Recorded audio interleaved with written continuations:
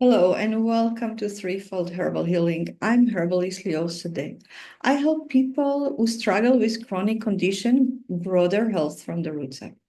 Now, usually I hold space here for chronic condition. I explain how they evolve and how you can holistically um, take care of them. But today and this month, I'm going to speak about alchemy and herbalism. The alchemists are the ancestor of Western herbalism, and they created a worldview that is important to understand if you really want to understand the roots of what is herbalism. So let's dive right in. So now many of you know that before I was a clinical herbalist, I was a biodynamic farmer for over a decade. And as a biodynamic farmer, I was always curious to understand the relationship between matter and spirit. My introduction to herbalism was mainly symptomatic herbalism. What does it mean? It means that you learn a body system, you learn what can go wrong, and then you learn what can help, can fix it. So you learn that if you have a migraine, you take feverfew. If you have cough, you maybe take hyssop or lobelia. You just learn to match a symptom to a herb. I felt like I learned a lot. I learned a lot anatomy and physiology. I learned a lot about herbalism. I learned a lot, but something was missing. And luckily, I spent half of the year in the garden amongst the plants because what happened was I was a farmer who worked as a farmer between April and October. And in the winter, when I wasn't in the garden, I could do all the heady, nerdy reading, listening to lectures about herbalism. But while working in the garden in the summer, I developed really deep relationship with the plants, just being next to them, seeing where they grow and how they grow and what supports them and not what, smelling, touching, using them myself, I cultivated a relationship. And that's made a difference for me. About 10 years ago, I stumbled upon the book The Herbal Lore of Wise Women and Word Canners by Wolf Stroll. The book introduced me to the work of the alchemist and especially Paracelsus. Paracelsus' work piqued my imagination and my curiosity. But what was most important for me was that it did not just trigger my intellect, but also touched my heart. Something in the work of the alchemist resonates with me very deeply because it gives Western herbalism a metaphysical background, a foundational philosophy about life.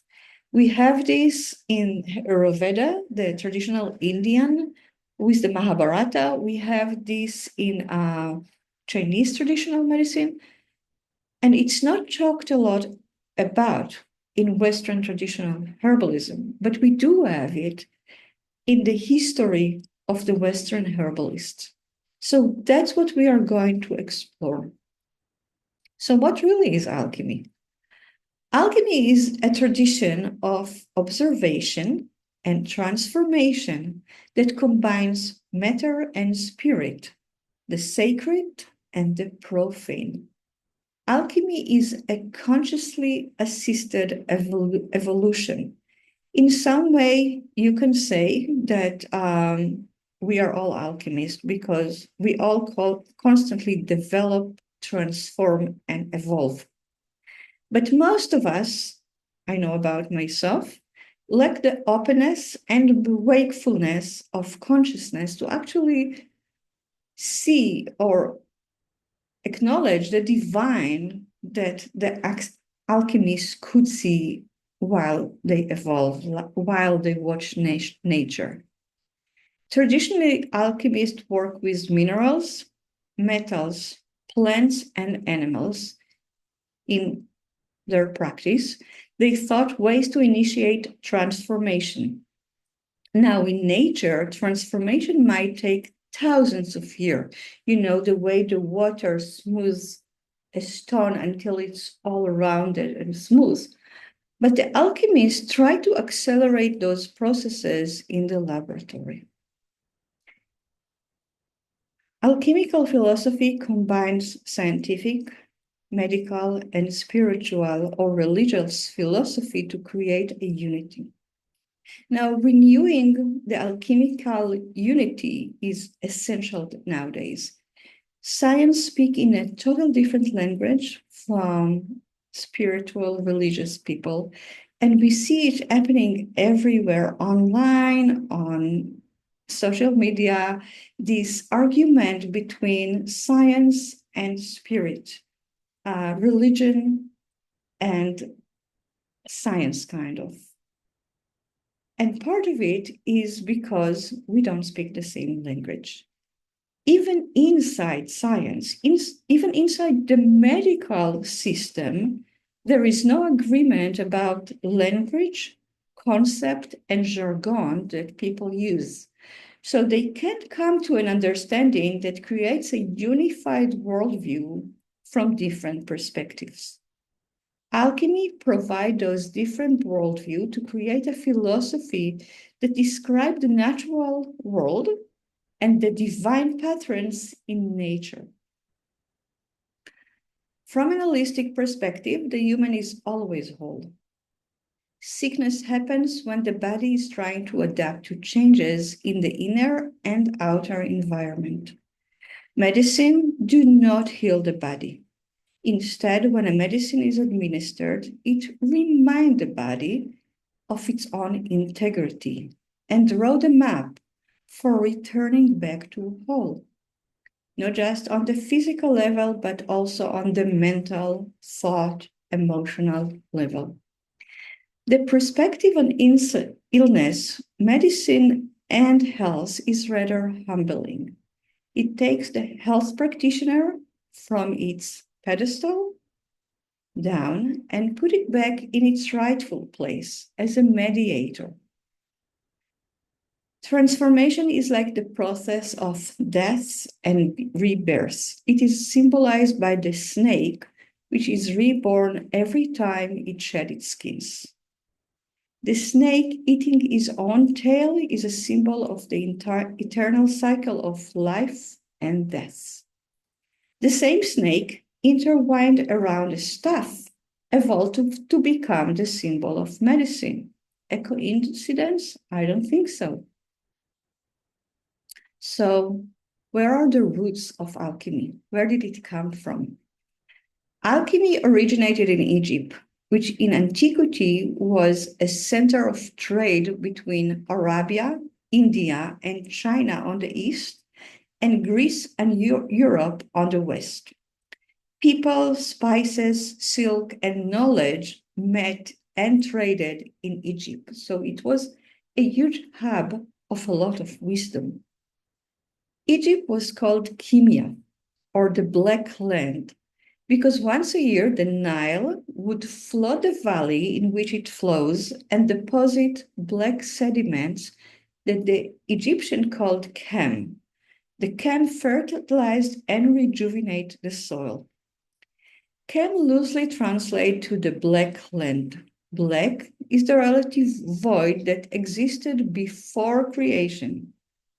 Chemia was also the name of the Egyptian sacred science, the study of how life is created and is evolving.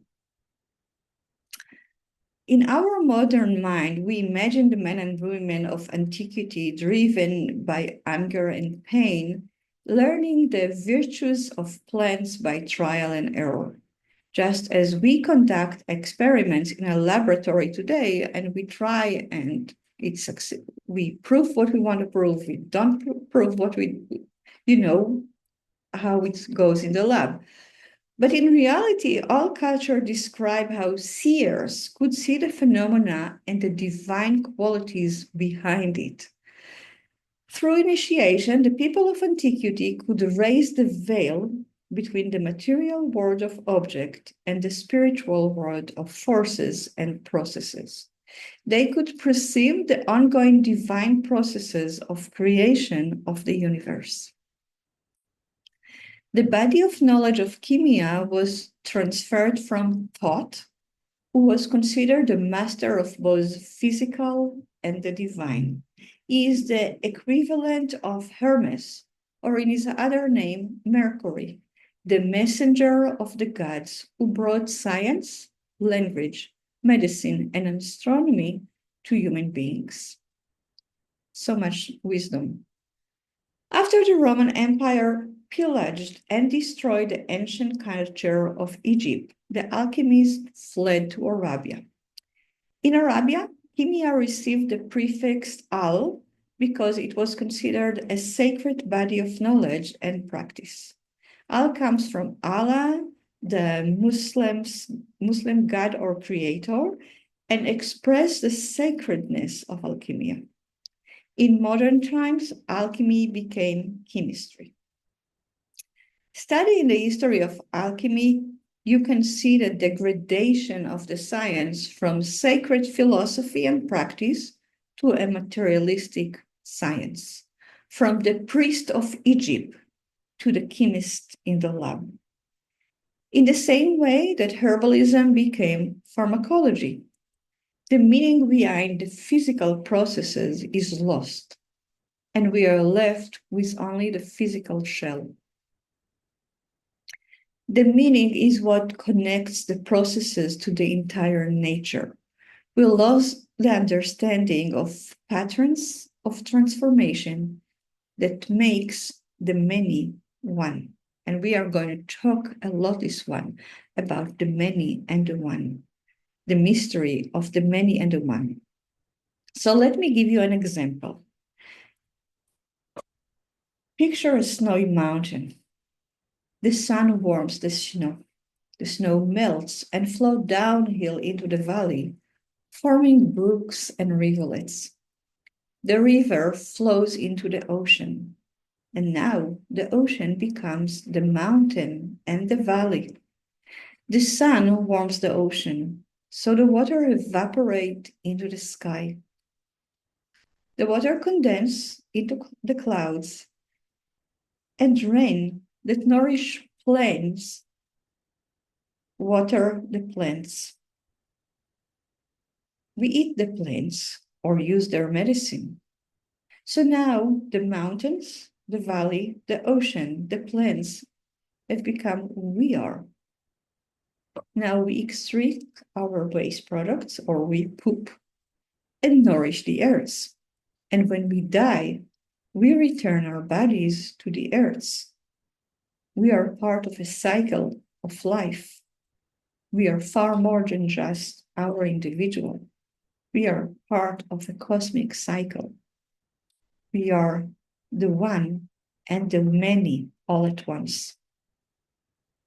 The alchemists manifested that cycle within their laboratory. They understood how physical processes out in nature manifest on the soul and spiritual level inside us. How we human beings go through processes of fermentation, putrefaction, and distillation. For example, when you look at depression and melancholia, you can think about purification in some way because it's a deadening process that pulls us into the underworld. When you ruminate, you are fermenting, or you can see distillation process in us when our soul ascends and we feel inspired and illuminated. Alchemy is the art of harnessing the power behind those processes and transforming it into medicine. It accelerates those processes and teaches us what we need in order to grow and transform our life. The alchemical process goes way beyond the physical healing of disease. Instead, it is a journey of spiritual growth. From an alchemical point of view, the meaning of life is the inner path of development, is a journey of transformation, growing, and healing. What do you think? Are you inspired like I am? Let me know in the comments. Thank you for listening for me rambling about alchemy and herbalism. I hope it's beneficial. I hope it blew your mind like it blew mine. Any questions, any comment, let me know in the comment line behind. And have a good week. Looking forward for next week. Bye.